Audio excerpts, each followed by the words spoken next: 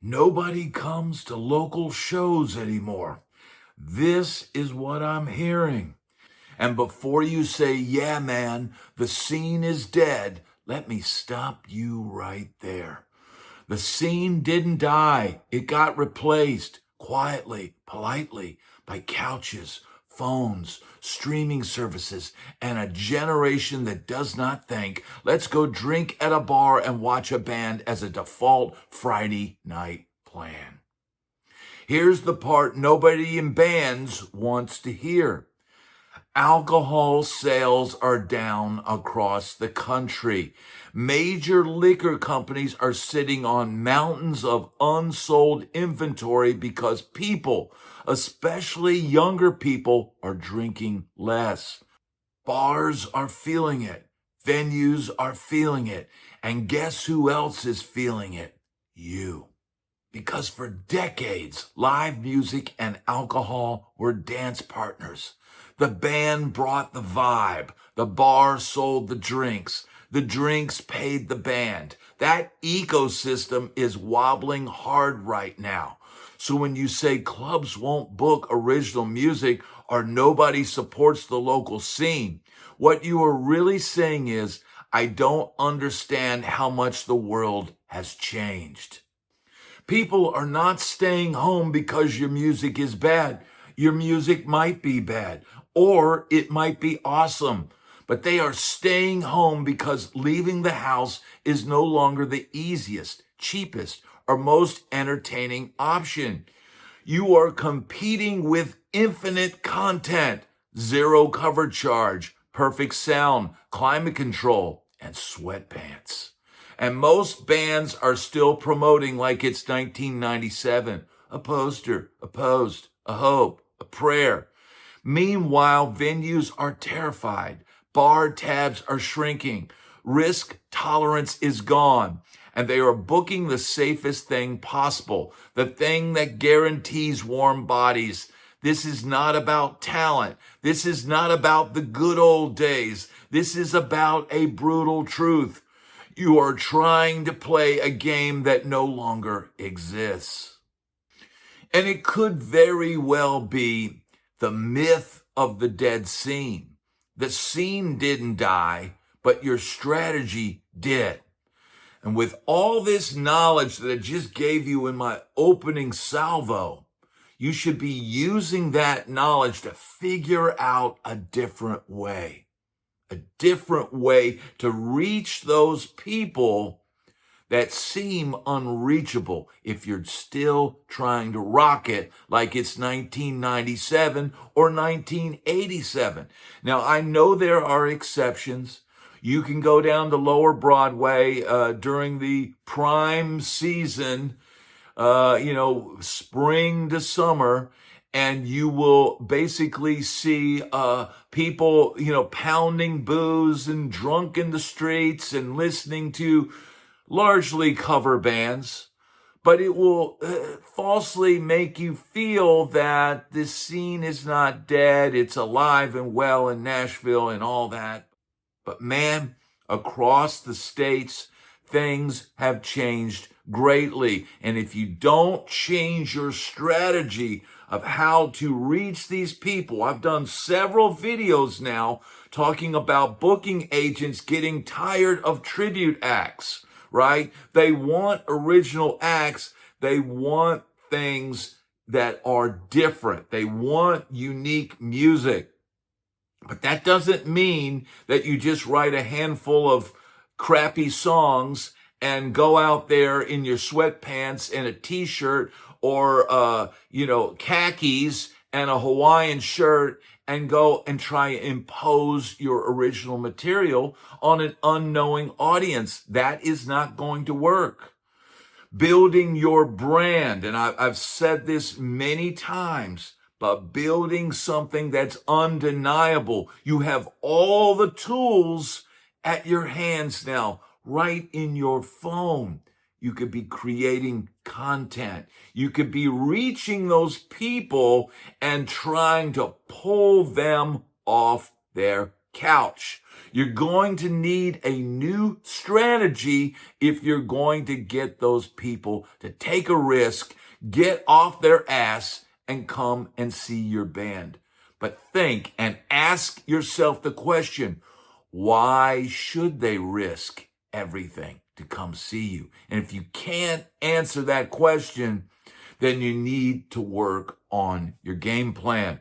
And the reality is alcohol and live music were married for decades. And I talked about it on my channel. I was largely an alcohol salesman all the time that I played in clubs. And once I figured out that that's what my job was, I was able to, to work a lot. But now one of them has filed for divorce. So think about your strategy now, right? If people are not drinking as much, then maybe you need to find other ways and other places to play for people other than that rundown watering hole down the street. And, new avenues, right? It's like almost like the rebirth of the coffee shop gig. Maybe you could become the king or queen of the coffee shop, creating a scene out of a coffee shop, or creating, playing festivals or outdoor gigs, or busking on the street. Anything you can do to try and build a name while getting the experience of playing live. Hell, book a, free show, rent a venue, get 5 or 6 original bands in your area and make it an event, right? Figure out ways to get people in the door, right? Back in the day, man, when beer was flowing like, water from a faucet, it was easy. They would say, 25-cent beer night. Or, there were places in Nashville that you would pay $5 to get in and you could drink for free for 2 or 3 hours. Basically just one beer at a time, free beer. And, these were things that people thought of, but now you're going to have to get more creative. You're going to have to find other avenues, and you're going to have to master social media, whether you like it or not. Bars book cover bands because familiar songs equal guaranteed drink orders. How many people hear their favorite song? It takes them back to a place in their past, a good moment in time, and they immediately, go to the bar and order a drink, and they drink and they go and they watch the band and they dance and do all that. And man, I totally get it.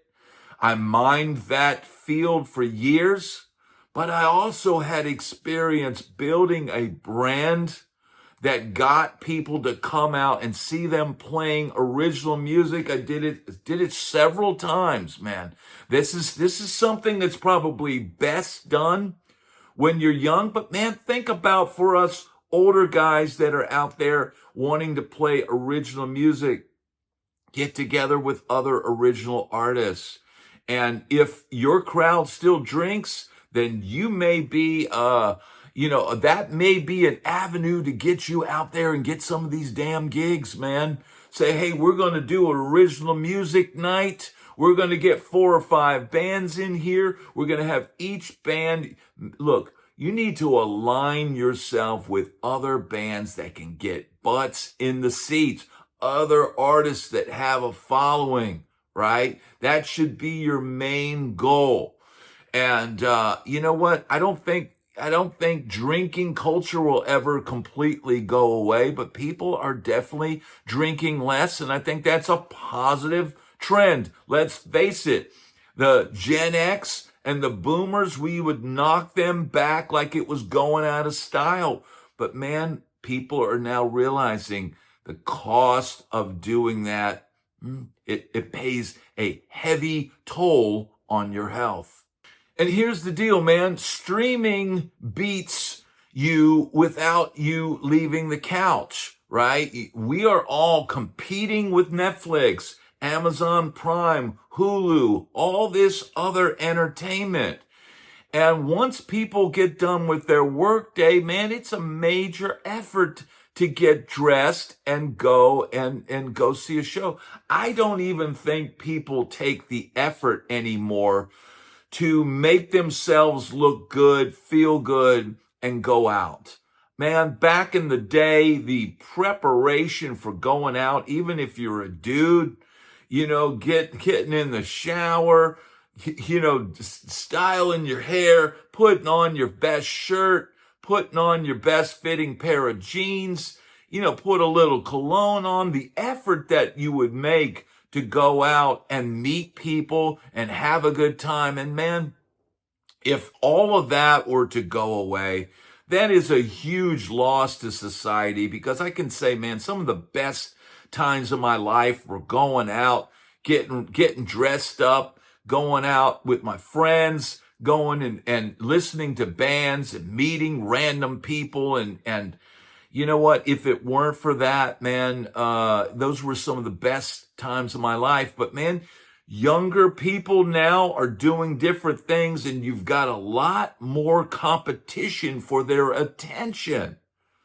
And even if you get them out to the club, chances are they're going to be staring at that damn phone.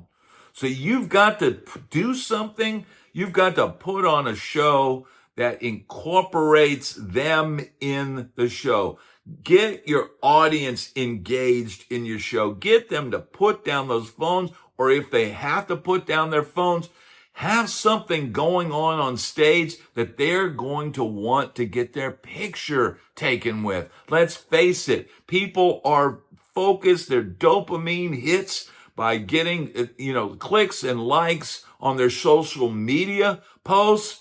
So do something with your band. If your band is going to dress for the stage, dress as wild as possible.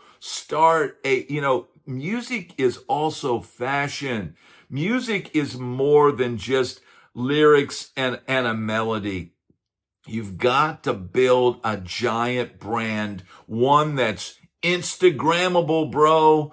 And it's not just for your own clicks and likes, but your audience is going to want to get their picture taken with you, because you are putting on a big, big show.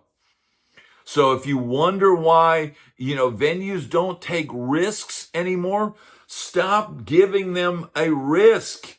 Give them a sure thing.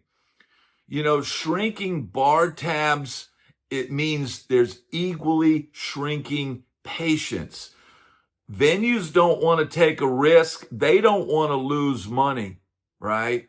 So you've got to do the work beforehand to ensure that you get a good crowd. If they're not drinking beer, then having special mocktails or caffeinated beverages or any other thing, man. It might be if you're in a place where there's hemp beverages or something like that, man, you've got to get creative to get those people out to see you play. Now, there's a lot of entitlement, and I heard again from my booking agent friend up in Chicago, and he said, man, these young bands, they're all entitled. They want, everybody to work for free for them. They don't want to give anything. And he's like, well, what about my office staff? You don't want them to make money each week? And people think, oh, they should book us. But they should book us is not a marketing plan. Ask yourself, why should anybody book me? If you're just going to show up half-ass with some, a handful of half-ass songs and no presentation skills, no following, no effort placed into your image, your look, or anything, no marketing plan, all of this stuff now has to be done by the artist. If you're not willing to do this stuff, man, you might as well hang it up, dude. You might as well throw in the towel. But if you're like me, look, man, I'm hustling every day. I'm doing the work. I'm helping people out here with this information, right? I'm not being lazy about it. I'm building a brand just like you should be building your original music brand. I had somebody yesterday in the comments say, well, let's see you build where's your brand? Where's your, new amazing original songs? I said, dude, I'm almost 60 years old. I've been there. I've done that. I've had Jimmy Iovine fly me out in a plane to California to be on a television show. I didn't do that because I wanted to put on my khaki pants and my Hawaiian shirt and bore people with a bunch of songs on my acoustic guitar. We built a brand that excited them. They got excited about it. They decided, hey, let's fly these guys out. Let's see what it's all about. That's the blueprint you have to use. Man, I can't reiterate that more. Now, here is the key to all of this. What people need to leave the house is an experience, not a gig. You're not playing a gig, you're providing an experience. Light show, smoke, fog, whatever you gotta do. Silly string on stage, balloon dropping, dance, Instagram, photo moments, anything you can do to get people out. You've got to get friggin' creative, bro. You've got to get creative. You've got to come up with something that's undeniable. Come on, man. You can do it. And here is the new reality. You are in the entertainment business, not the music business.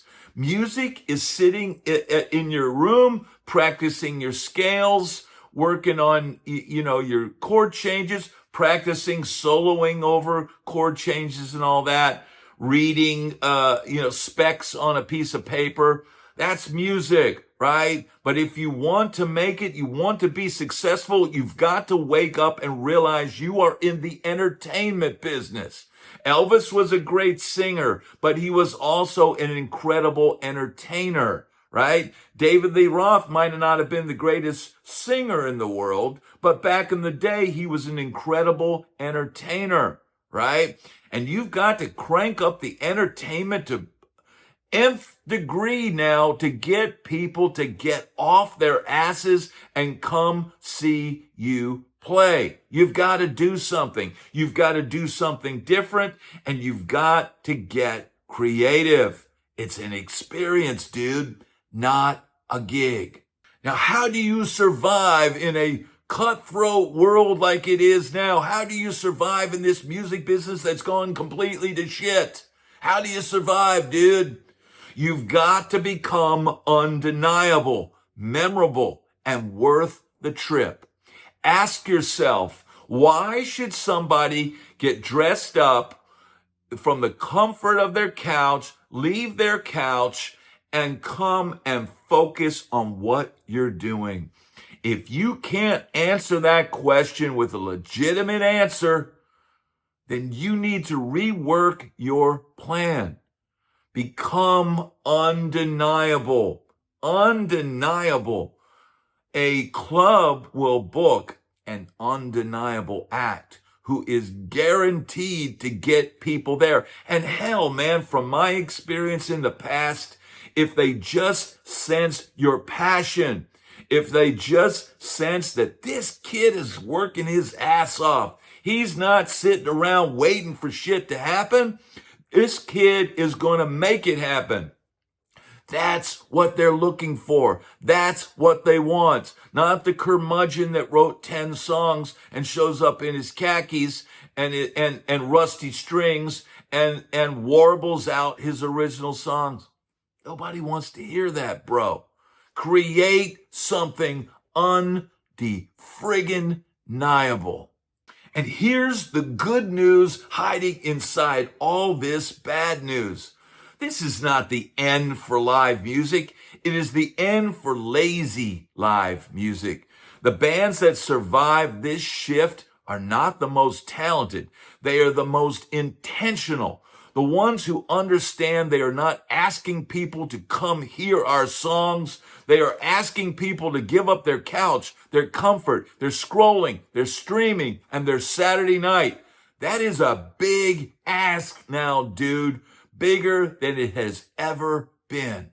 So your show cannot feel like practice in public. It cannot feel like support local music. It has to feel like an event, a story people want to be part of, something they talk about the next day. You have to promote like your rent depends on it, because essentially, dude, it does. You have to build relationships with venues, not just send emails. You have to create demand before you ask for a date on the calendar. And you have to understand something that stings. Venues are not against you. They are scared. Their margins are thinner. Their bar sales are softer. Their crowds are smaller. They cannot afford your learning curve. So here's what you do.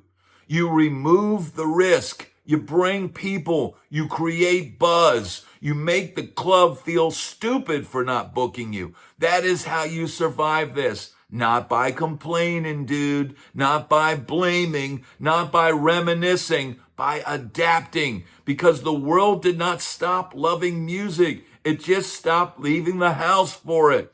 And if you can give them a reason to come back out, you will not just get booked, you will be begged.